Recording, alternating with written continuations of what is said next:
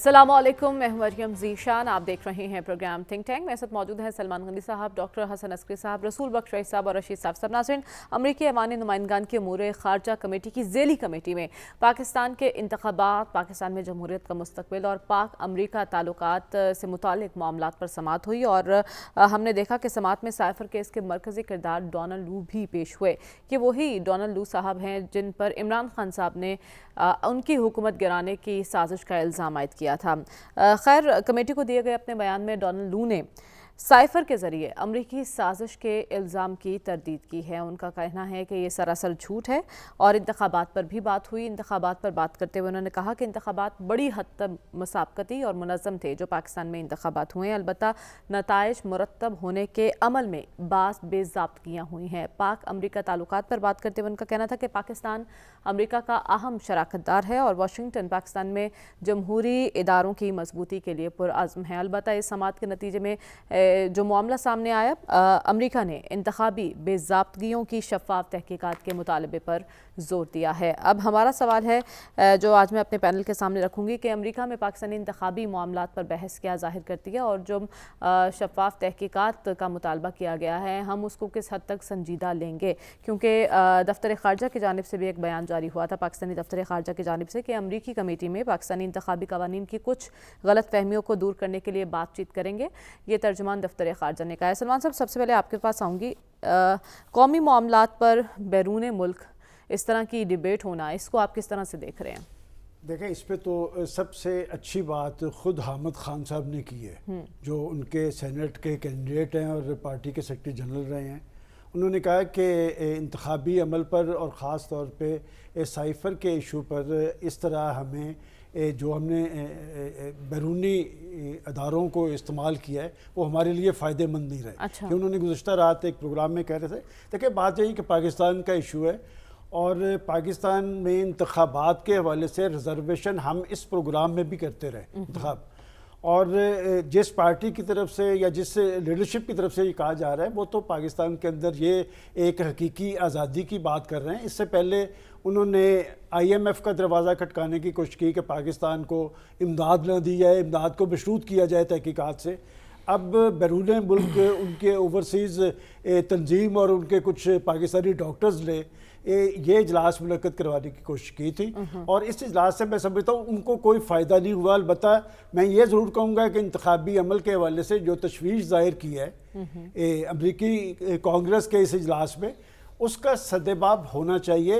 ये मामला पाकिस्तान का है और यहाँ पर जुडिशल कमीशन की बात की जा रही है। देखिए मरियम, पाकिस्तान का एक बड़ा अलमिया ये है कि पाकिस्तान के अंदर जो भी इंतखाबात होते हैं उस पर रिजर्वेशन का इजहार होता है। क्या 2018 में रिजर्वेशन शो नहीं की थी? क्या RTS सिस्टम नहीं बैठा था? और उस वक्त की अपोजिशन ने भी जुडिशल कमीशन का मुतालबा किया था। लेकिन अब तो अमेरिका बेज़ाब्तगियों की बात कर रहा है, इस पर तहकीकात तो होनी चाहिए। जुडिशल यहाँ से जो जुडिशल कमीशन की बात कर रहे हैं वो बानी PTI कर रहे हैं। 2018 के अंदर RTS सिस्टम बैठा, अपोजिशन ने पार्लियामेंट में जाने से इनकार किया, लेकिन उस पर जब उस वक्त की अपोजिशन ने जुडिशल कमीशन की बात की तो उस पार्टी ने पहले पार्लियामेंट्री कमीशन की बात की, लेकिन ना उन्होंने पार्लियामेंट्री कमीशन बनाया ना जुडिशल कमीशन बनाया। अब ये मौजूदा गवर्नमेंट जो बरइख्तियार आई है इन इंतखाबात के नतीजे में, इनके इंतखाबात पर भी रिजर्वेशन जाहिर की जाती है। मैं समझता हूँ कि एक तो ये मामलात पाकिस्तान से बाहर नहीं जाने चाहिए, दूसरा क्या पाकिस्तान की पोलिटिकल पार्टीज बांध जाए कि वो अपने जो इंतखाबी सिस्टम है, अपना सियासी सिस्टम है, उसको दुरुस्त नहीं कर सकते। मैं समझता हूँ कि ये पार्लियामेंट वजूद में आ गई है। पार्लियामेंट के अंदर अक्सरियती पार्टी तो खुद सुन्नी तहरीक है, सुन्नी इत्तेहाद, तो नाम भी नहीं उसका आता, सुन्नी इत्तेहाद काउंसिल कि उनके अरकान भी मौजूद है। तो एक पार्लियामेंट्री कमीशन बनना चाहिए। अच्छा। ताकि ये पता चलना चाहिए कि इंतखाबी अमल कैसा हुआ है और कुछ डायरेक्शन तय होनी चाहिए, इंतखाबी इस्लाहात होनी चाहिए। आखिर कब तक पाकिस्तान इस गोमगो से दो चार रहेगा? और इस तरह की हुकूमतें जब वजूद में आती है वो डिलीवर नहीं कर पाती, उनके हवाले से रिजर्वेशन होती है, इसका नुकसान उन्हें हो या ना हो पाकिस्तान को होता है। इंतखाबी इस्लाहात होनी चाहिए ताकि एटलीस्ट जो हर इंतखाबात के बाद धांधली का शोर मचता है ये ख़त्म हो जाना चाहिए। डॉक्टर साहब, इससे पहले जब लास्ट वीक हमारा प्रोग्राम था तो आपने जिक्र किया था इस बारे में कि इससे पहले अमेरिका में जब भी ऐसे मौके पर कोई समाअत हुई वो पाकिस्तानी इंतखाबात انتخابات پر نہیں ہوئی. جمہوریت کو لے کر کسی امداد کے معاملے پر ایسے معاملات اٹھائے گئے زیر بحث رہے ہیں. اب پاکستان کے انتخابات پر سماعت ہونا یہ کیا ظاہر کرتا ہے اور اس کا ایک خاص پارٹی کو فائدہ ہوا ہے, نقصان ہوا ہے, اور پاکستان کا امیج کیسا بلڈ ہوا ہے؟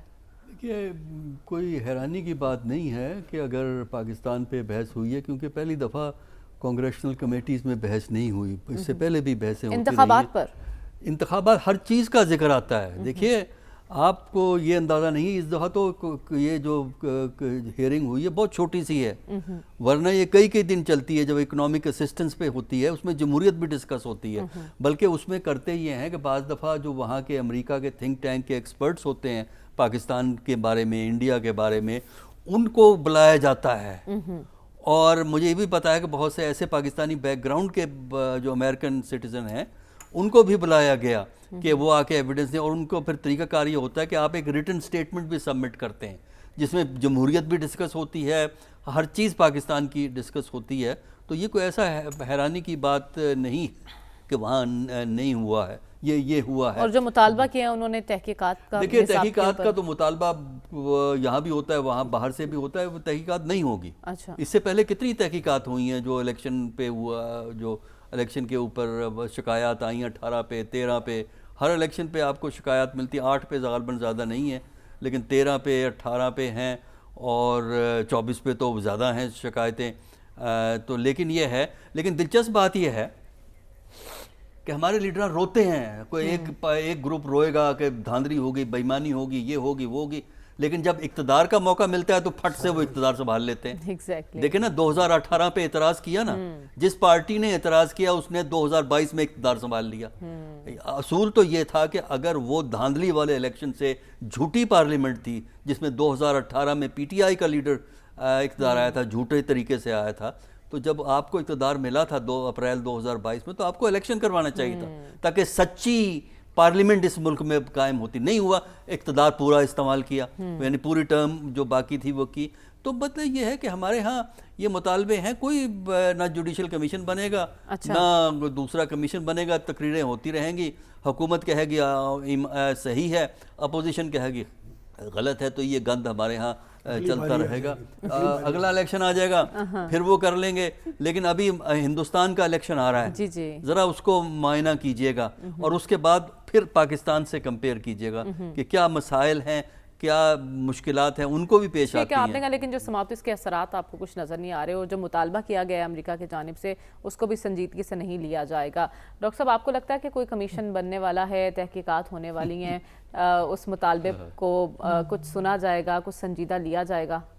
آسان سی بات ہے کہ جن کے خلاف تحقیقات ہونی ہے اور جس انتخابات کے بارے میں تحفظات ہیں وہ تو اقتدار میں بیٹھے ہوئے ہیں, تو وہ کیسے اپنے بارے میں اپنی قانونی اور عینی جائزیت کو انڈرمائن کرنے کے لیے کوئی ایسی تحقیقات کرائیں گے جیسے کہ حکومت کے اوپر اور سوالات اٹھنا شروع ہو جائے. وہ تو اس کو ختم کرنے کی کوشش کریں گے.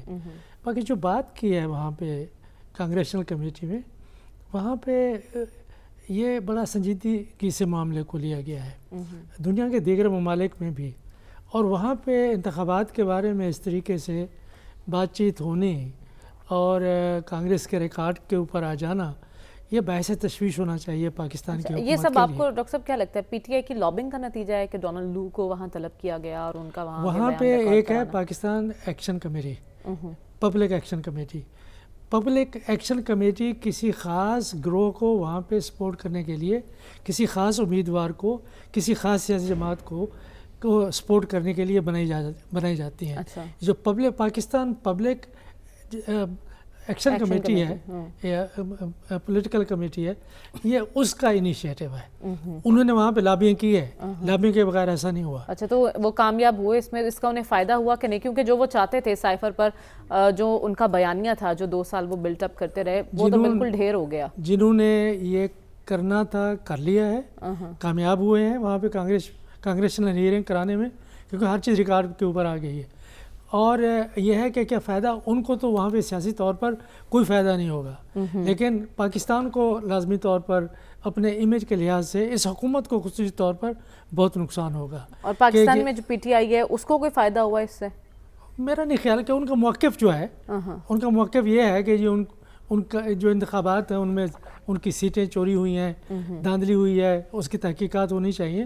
ظاہر ہے کہ ان کے موقف کی تو ان کو تو تقویت پہنچتی ہے، لیکن کیا اس کے نتیجے کے طور پر یہاں پاکستان میں یا کوئی انٹرنیشنل کمیشن آ کے کوئی تحقیقات کرے گا اور پی ٹی آئی کو جو وہ سیٹیں کلیم کرتے ہیں وہ ان کو مل جائیں گی؟ ایسا نہیں ہونے لگا.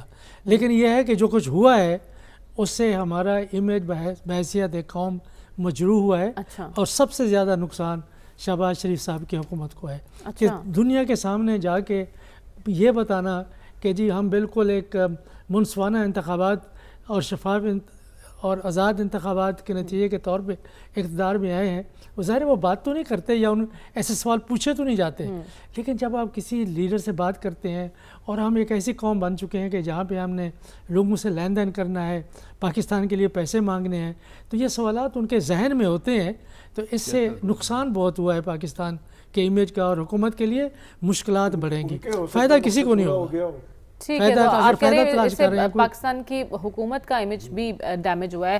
صاحب لیکن جو خلاصہ سامنے آیا اس کے مطابق تو ڈونلڈ لو نے کہا ہے کہ جو بھی پاکستان میں منتخب حکومت ہوگی امریکہ اس کے ساتھ کام کرنے کے لیے تیار ہے، اور اس کے ساتھ ساتھ یہ بھی کہا ہے کہ جو جمہوری ادارے ان کی مضبوطی کے لیے ہم پرعزم ہے. پھر سائفر کا جو ایک بہت واویلا پاکستان میں مچایا گیا اس کو اب ہی الزام مسترد کر دیا گیا کہ ایسی کوئی سازش نہیں ہوئی. تو پھر ڈیمیجنگ کیا ہے اس میں؟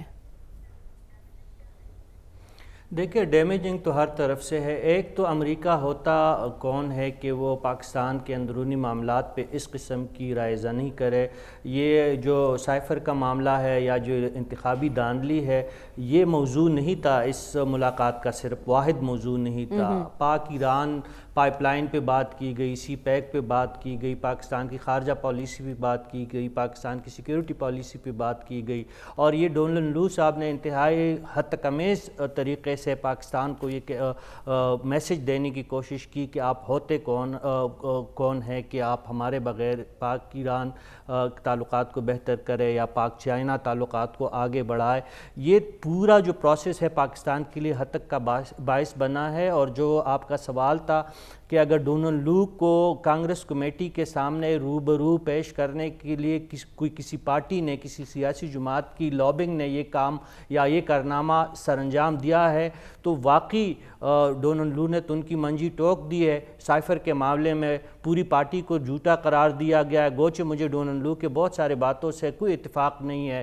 یہ سفارتکار ہوتے بھی غلط بیانی سے مسلسل کام لیتا رہا ہے. ان کے بیانات جو ہے اگر آپ ملاحظہ فرمائیں تو اس میں مسلسل تبدیلیاں ہمیں نظر آتی ہے. اور امریکہ نے کس محاذ پہ پاکستان کے لیے اچھا سوچا ہے کہ اس کانگریسل کمیٹی کے سامنے جو ہیئرنگ ہوئی ہے اس کے نتیجے میں پاکستان کو کوئی خیر پہنچنے والی ہے. یہ جو مطالبات ہے ان کی طرف سے جو ہو رہا ہے اس پہ نہ کسی نے کان دھرنے ہیں، نہ کسی نے اس پہ عمل درآمد کرنا ہے. لیکن جو پاکستان کی جگہ سائی ہوئی ہے، پاکستان کی بدنامی ہوئی ہے، اگر امریکی کانگریس نے خود اقدام اٹھایا ہے تو بھی پاکستان کے اندر یہ ایک کلی مداخلت ہے. اور پاکستان کے دفتر خارجہ کو اس پہ ایک کھلا سٹانس اختیار کرنا چاہیے.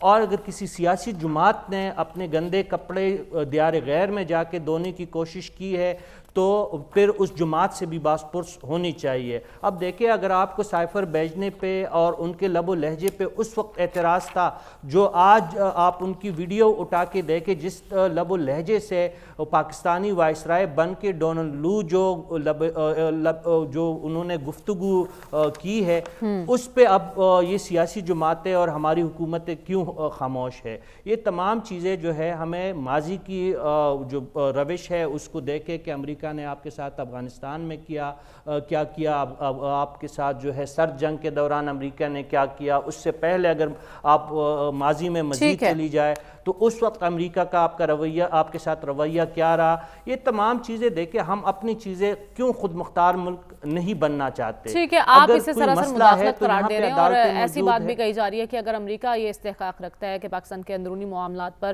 اپنے پارلیمان میں ایک بحث کرے, تو پاکستان اپنے پارلیمان میں غزہ کے حوالے سے امریکی پالیسی پر بحث کرنے کا استحقاق کیوں نہیں رکھ سکتا؟ تو خیر یہ ایک اہم سوال ہے جو کہ ابھی تک جواب طلب ہے. ایسا ہو سکتا ہے کہ نہیں. ہمیں پروگرام میں اب بات کرنی ہے دہشت گردی کے حوالے سے. میر علی سے معاملہ شروع ہوا, اس کے بعد گوادر میں دہشت گردوں کی کارروائی کو ناکام بنایا ہماری فورسز نے, اور آج ڈی آئی خان میں افسوسناک واقعہ پیش آیا جہاں سیکیورٹی فورسز کے قافلے پر خودکش حملہ کیا گیا. ہمارے 2 جوان آج بھی شہید ہو گئے ہیں. تو یہ سلسلہ آخر تھمنے کو کیوں نہیں آ رہا؟ سلمان صاحب, ہم نے دیکھا کہ افغانستان میں جو شدت پسند عناصر ہیں, پاک فوج نے وہاں پر کارروائی کی, اور اس کے بعد جو وہاں کی حکومت کا رد عمل آیا, یعنی وہ اس سے خاصے خوش نہیں تھے, ناراض ہوئے ہیں ہم سے. یہ معاملہ آخر کیوں اتنا بڑھتا جا رہا ہے؟ دیکھیں, جب بھی پاکستان کے اندر معاشی حوالے سے کبھی پیش رفت ہوئی ہے سنجیدہ, تو دہشت گردی کا عمل بھی تیز ہوا ہے. اور اس کا بڑا واضح مطلب ہے کہ پاکستان کو غیر مستحکم کرنے والی قوتیں ہیں وہ سرگرم عمل ہوتی ہیں. اور خاص طور پہ جب آپ افغانستان کی بات کرتے ہیں کہ افغانستان کے اندر طالبان انتظامیہ کا جو قیام تھا, اس میں پاکستان نے ایک بڑی سہولت کاری کی تھی, اور دنیا کو یہ باور کروایا تھا کہ مسئلے کا سیاسی حل نکالا جائے. اور سیاسی حل کے نتیجے میں دوحہ مذاکرات ہوئے, دوحہ معاہدے کے نتیجے میں طالبان وہاں پر برسر اقتدار آئے, اور انہوں نے کہا کہ ہماری سرزمین دہشت گردی کے لیے استعمال نہیں ہوگی. اعداد و شمار میرے سامنے پڑے ہیں, جب سے طالبان انتظامیہ وہاں پر برسر اقتدار آئی ہے, اس سرزمین کا نہ صرف یہ کہ استعمال ہو رہا ہے بلکہ دہشت گردی کے واقعات بڑے ہیں. اور دہشت گردی کے واقعات میں ٹارگٹ کون ہو رہا ہے؟ پاکستان کی سیکورٹی فورسز. سیکورٹی فورسز کو ٹارگٹ کون کرتا ہے؟ اس لیے کہ پاکستان کا دشمن سمجھتا ہے کہ جب تک پاکستان کی سیکورٹی فورسز کو کمزور نہیں کیا جائے گا ان کے مقاصد پورے نہیں ہوں گے. بات یہ کہ پاکستان نے متعدد بار ان کو باور کروایا, ان کو شواہد پیش کیے. ڈیرہ اسماعیل خان میں ہمارے 23 جوان شہید ہوئے تھے. اس وقت پاکستان کے سپاہ سالار نے کہا تھا کہ جہاں پر ان کے ٹھکانے ہم ان کو ٹارگٹ کریں گے. اب بات یہ کہ آپ نے کہا کہ جی وہ جوابی طور پہ یہ کہہ رہے ہیں کہ پاکستان ذمہ داری کا مظاہرہ کرے, تو ہمیں اپنی پالیسی پہ نظر ثانی کرنی چاہیے. بات یہ کہ ہمیں اپنی سرزمین کو دہشت گردی اور دہشت گردوں سے پاک کرنے کے لیے ایک مربوط حکمت عملی بنانی چاہیے, اور کبھی کبھی اس پارلیمنٹ کو بھی بروئے کار لانا چاہیے. دیکھیں, اچھی بات اب یہ ہوئی ہے کہ یہ جو حالیہ واقعات ہوئے ہیں اس میں پاکستان کی لیڈرشپ وہ بھی جا کے شامل ہوئی ہے. یہ جنازوں کا عمل انہوں نے دیکھا ہے. بات ہے کہ ہم کب تک اپنے جوانوں کے, اپنے افسروں کے جنازے اٹھائیں گے؟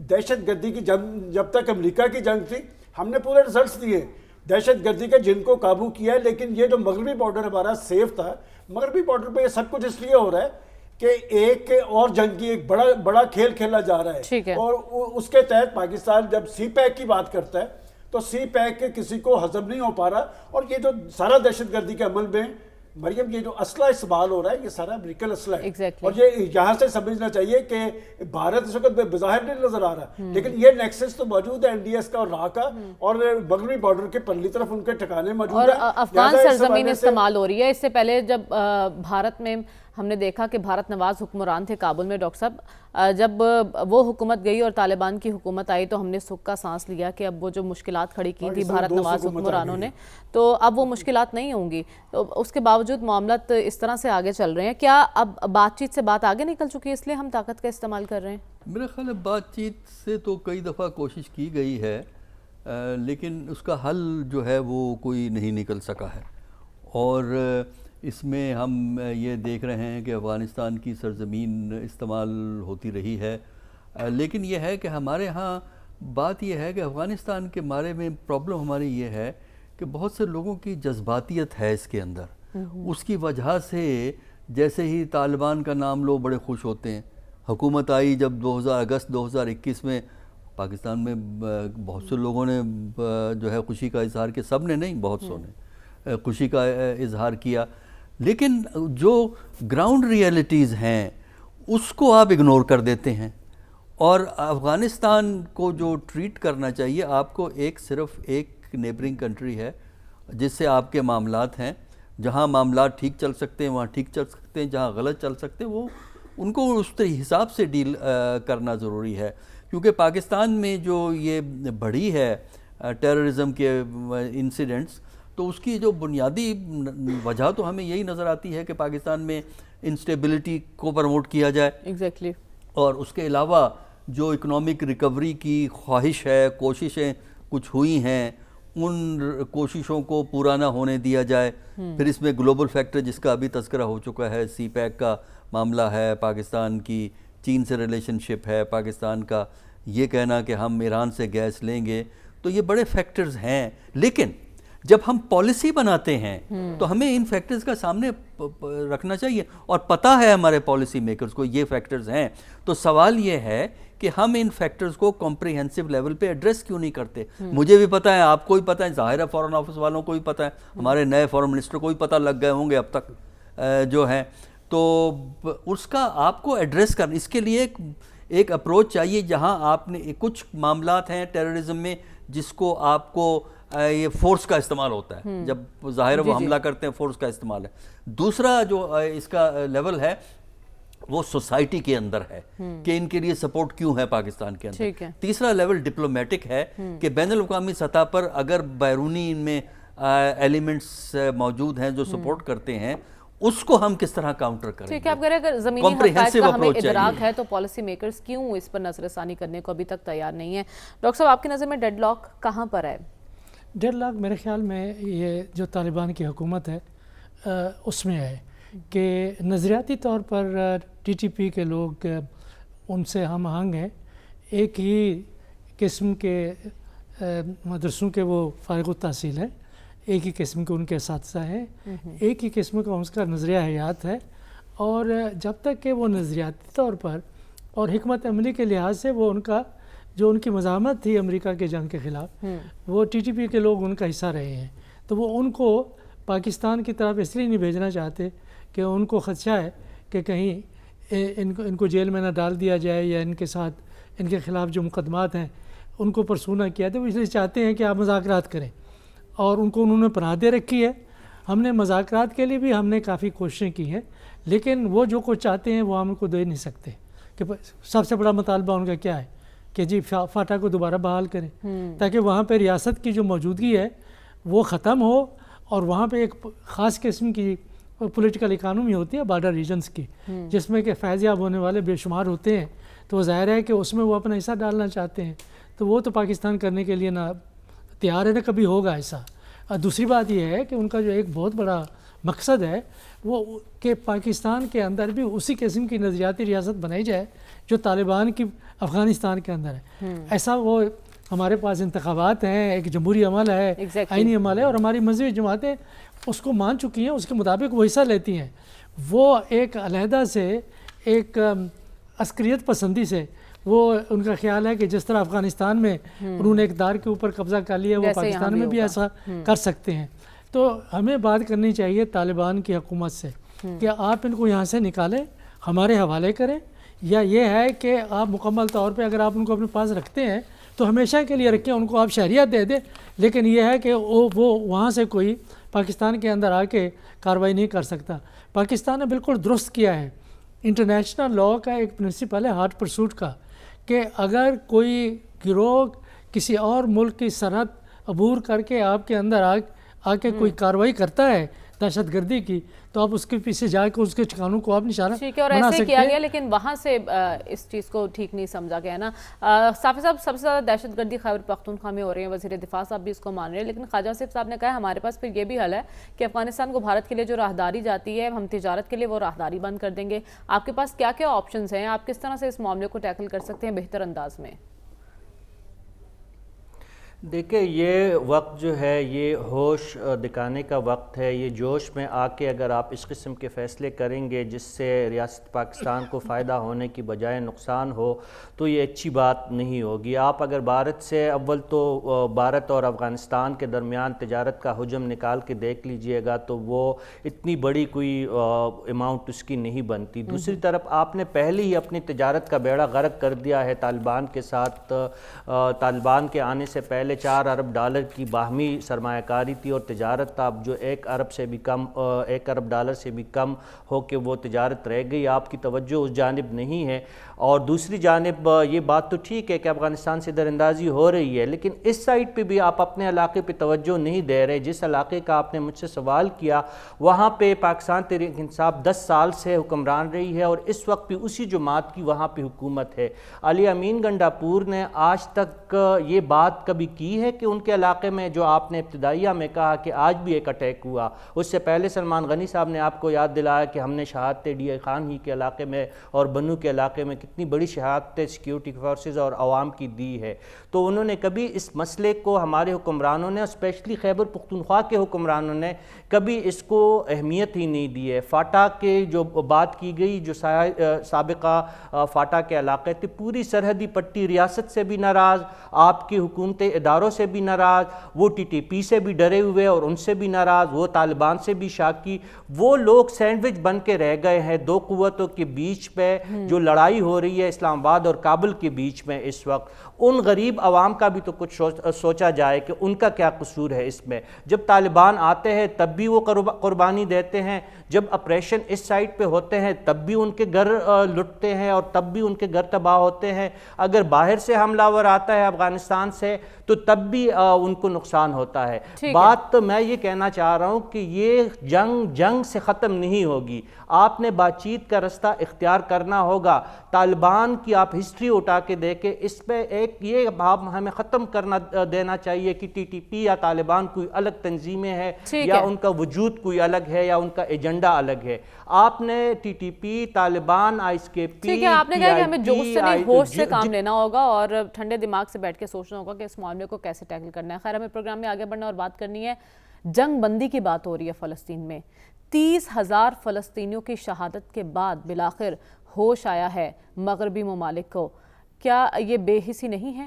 اور اس معاملے کو آگے کس طرح سے بڑھایا جائے گا، اس پیش رفت پر ہم بات کریں گے اس بریک کے بعد۔ سٹے ود اس۔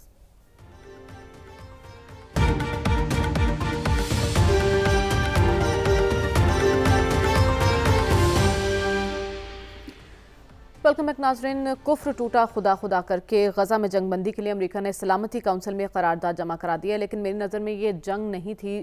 جب جنگ بندی کے آپ اقدامات کر رہے ہیں تو جنگ کے تو کچھ اصول ہوتے ہیں جہاں خواتین کا خیال رکھا جاتا ہے، بچوں کا لحاظ کیا جاتا ہے، لیکن یہاں ایسا کچھ نہیں ہوا۔ سلمان صاحب، یہ تو بربریت، سفاکیت، ظلم کے انتہا تھی۔ 30,000 فلسطینیوں کی شہادت کے بعد اب یاد آیا کہ ہم نے جنگ بندی کرنی ہے۔ کیا ایسا ممکن ہو سکتا ہے؟ دیکھیں، آپ نے جب یہ کہا کہ سلامتی کونسل میں امریکہ کی ریزولیشن، تو اس سے پہلے جب غزہ کے حوالے سے ریزولیشنز وہاں پر پاس ہوتی رہی، انہیں مسترد کون کرتا رہا؟ یہ امریکہ۔ اگر اسرائیل کو امریکہ کی پشت پناہی حاصل نہ ہوتی یا مغربی ممالک کی، کیا یہ سیکرٹری آف اسٹیٹ جب گئے تھے وہاں پر اسرائیل میں، کیا کہا تھا کہ اسرائیل کی جنگ ہماری جنگ ہے؟ تو بات یہ کہ ہمارے لیے لمحہ فکریہ یہ ہے کہ مغربی ممالک اب اس مرحلے پہ سرگرم ہوئے ہیں غزہ میں جنگ بندی کے لیے۔ عالم اسلام یہ خواب خرگوش میں کیوں پڑا رہا ہے؟ مسئلہ ان کا نہیں تھا، مسئلہ تو ہمارا تھا۔ امریکی وزیر خارجہ کی ملاقاتیں ہوئی ہیں مصر میں، اردن، قطر، اور وزیر خارجہ کی ملاقاتیں ہوئی ہیں تیس نیس کرنے کے بعد، کہ آپ کو پتہ ہے کہ یہی امریکی وزیر خارجہ وہاں پر اسرائیل میں موجود تھا، اور انہوں نے کون سی ممکنہ مدد تھی جو اسرائیل کو فراہم نہیں کی فلسطین کے خلاف۔ تو بات یہ کہ بدلتا ہے آسمان رنگ کیسے اس وقت صورتحال یہ ہے کہ جن لوگوں کا معاملہ تھا وہ تو عالم اسلام کا معاملہ تھا۔ اور میں یہ کہنا چاہتا ہوں کہ پہلے تو نگران حکومت ہی، آپ کو یاد ہے میں اس وقت کہتا تھا کہ نگران پرائم منسٹر کو نہ باہر سے کوئی فون آتا تھا نہ یہاں سے۔ اس وقت پاکستان کی ایک الیکٹڈ لیڈرشپ موجود ہے اور شہباز شریف صاحب بڑے ٹچی ہے اس معاملے پہ، تو انہیں چاہیے کہ بیرونی محاذ پر قرضوں کی بجائے ذرا غزہ والے ایشو پہ بھی سرگرم ہو۔ غزہ کا ایشو ہمارا ایشو ہے، وہاں پر وہ جو سسکتے بلکتے بچوں کے ساتھ جو کچھ ہوا ہے، آپ نے کہا 30,000 نہیں 40,000 ہے فگر، جو اس وقت تک فگر ہے وہ 40,000 کی، اور ابھی یہ سلسلہ جاری ہے۔ اور یہ جو قرارداد ویٹو کی ہے چین نے اور روس نے، یہ مجھے نہیں سمجھ آئی۔ اس پر ہم ڈاکٹر صاحب سے جان لیتے ہیں۔ ڈاکٹر صاحب، سلامتی کونسل کے 15 میں سے 11 اراکین نے حمایت کیا، جبکہ روس، چین اور الجزائر نے اس کی مخالفت کی ہے۔ اس کی کیا وجہ بنی؟ دیکھیں، بنیادی طور پر امریکہ اور اسرائیل جو ہے وہ ٹیمپریری سیز فائر میں انٹرسٹڈ ہیں تاکہ ان کے جو بندے پکڑے ہوئے ہیں یرغمالی واپس مل جائیں۔ ایک بار یرغمالی واپس مل جائے تو پھر اس کے بعد دوبارہ جنگ شروع ہو جائے گی۔ تو اس کی وجہ سے یہ بات یہ ہے، چین چاہتا ہے، روس بھی چاہتا ہے کہ کمپلیٹ سیز فائر ہو، یعنی بس ختم، اس کے بعد گفت و شنید ہو، کیونکہ پرابلم آپ کی صرف یہی نہیں ہے کہ وہ جو ہے حماس کو ختم کرنے کی بات کرتا ہے اسرائیل، جو کہ کامیاب نہیں ہوگا، لیکن اب اسرائیل مکمل طور پر غزہ کو خالی بھی نہیں کرے گا، وہ کم از کم ناردرن ایریاز کے اندر اپنی پریزنس کو، وہ کہہ رہے ہیں رفح کا کنٹرول ہم حاصل کر کے رہیں گے چاہے امریکہ بھی ہم پہ دباؤ ڈالتا رہے۔ بات یہ ہے امریکہ کو دباؤ ڈالنے کی ضرورت نہیں، امریکہ تو ان کے ساتھ کھڑا ہے، جو دباؤ ڈالنے کی ضرورت ہے وہ اسلامک کنٹریز کو، خاص کر جو عرب کنٹریز، جو پیسے والے کنٹریز ہیں، تیل دولت سے مالا مال ہیں، ان کے لیے یہ باعث افسوس ہے کہ وہ اپنے بیٹھے تماشائی بنے ہوئے ہیں۔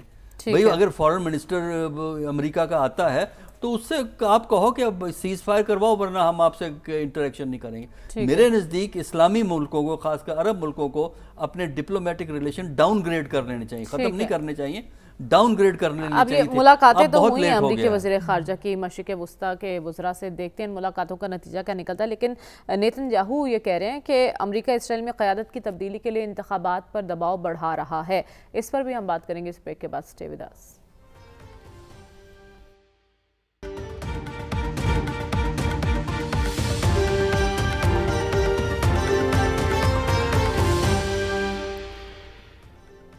ویلکم بیک ناظرین، بریک پر جانے سے پہلے ڈاکٹر صاحب سوال چھوڑ کے گئی تھی، امریکہ اسرائیل کی قیادت تبدیل کرنے میں کیوں دلچسپی لے رہا ہے؟ ان کا خیال یہ ہے کہ نیتن یاہو نے یہ ساری جنگ جتنا دیر تک جو جاری رکھی ہے اس کے اثرات پورے خطے پہ پڑ رہے ہیں۔ یہ اب احساس ہوا ہے انہیں کہ ایک طرف سے تو وہ اس کی حمایت کر رہے ہیں اسرائیل کی، لیکن دوسری جانب وہ یہ بھی چاہتے ہیں کہ ان کے تعلقات مسلمان ممالک سے اور معاشروں سے وہ خراب نہ ہوں، کہ جنگ کو اتنا طوالت نہیں ملنی چاہیے، اور جو جنوسائیڈ ہو رہی ہے اس کے نتیجے کے طور پر امریکہ کے اندر پریزیڈنٹ بائیڈن کے خلاف بہت نفرت پائی جاتی ہے، اور ڈیموکریٹس کو سب سے بڑا خدشہ یہی ہے کہ اگر کوئی مسئلے کا حل نہیں نکال سکتے اور نومبر میں انتخابات ہوتے ہیں تو اس وقت جو اثار ہیں وہ یہ ہے کہ بائیڈن انتخابات ہار جائیں گے، اور اس کی بنیادی وجہ اس کی نیتن یاہو کی اور اسرائیل کی حمایت ہے۔ تو ان کا خیال یہ ہے کہ اگر یہ قیادت وہاں تبدیل ہو جائے تو ہو سکتا ہے کہ جنگ بندی ہو، طویل ہو، مسئلے کا حل ہو، اور اس کے اثرات انتخابات کے اوپر کم ہوں، لیکن کم نہیں ہوں گے۔ اگر آج انتخابات ہوتے ہیں خود کو بچانے کے لیے، اپنی پوزیشن مستحکم کرنے کے لیے الیکشن میں بائیڈن نے یہ ایک موو کھیلی ہے، یہ کہا جا سکتا ہے۔ صاحب عالم اسلام کا کردار آپ کس طرح سے دیکھ رہے ہیں؟ کیونکہ ہم نے دیکھا کہ اینٹنی بلنکن نے سعودی عرب کا اس سے پہلے دورہ کیا تھا، اور اب امریکی وزیر خارجہ مصر میں مشرق وسطیٰ کے ممالک کے وزرائے خارجہ سے ملاقاتیں کر رہے ہیں۔ کیا کردار آپ کو دکھائی دے رہا ہے عالم اسلام کا؟ دیکھیں، ان ملاقاتوں کے بعد بلنکن اسرائیل آخری مرحلے پہ آج شاید پہنچ رہے ہیں تل ابیب، اور آپ جانتی ہے کہ اس سے پہلے محمد بن سلمان سے بھی ان کی ملاقات ہوئی ہے، اور یہ بلنکن کا مشرق وسطیٰ کا یہ جو غزہ پہ بربریت کا جو سلسلہ شروع ہوئے، چھٹا دورہ ہے۔ ان 6 دوروں کا کوئی نتیجہ برآمد نہیں ہوا، اور دوسری جانب مسلمان ممالک کا رویہ بہت ہی معذرت خواہ ہے اور بہت ہی مایوس کن ہے۔ اب دیکھیں، یہ جو آج قرارداد سلامتی کونسل میں پیش ہوئی ہے، اور ابھی جو تازہ خبریں آ رہی ہے کہ اس کو روس، چین اور الجزائر، روس اور چین نے ویٹو کیا ہے، اور ان 3 ممالک الجزائر کو ملا کے انہوں نے مخالفت کی ہے۔ یہ بھی صرف ایک ڈرامہ ہے، امریکہ صرف یہ چاہتا ہے کہ ایک وقفہ جنگ میں آئے، وہ جنگ کا مکمل خاتمہ نہیں چاہتے۔ اگر ایسا ہوتا تو جب جنگ شروع ہوئی تو اس وقت انہوں نے بنجامن نیتن یاہو کے ہاتھ کیوں نہیں روکے؟ ٹھیک ہے، امریکہ منافقت سے کام لے رہا ہے اور مستقل بنیادوں پر جنگ بندی کی بات نہیں کر رہا ہے، اسی لیے روس اور چین الجزائر نے اس قرارداد کی مخالفت کی ہے۔ پروگرام کا وقت ختم ہو جاتا ہے، ہمیں اجازت دیجیے، آپ سے انشاءاللہ کل ملاقات ہوگی۔ اللہ حافظ۔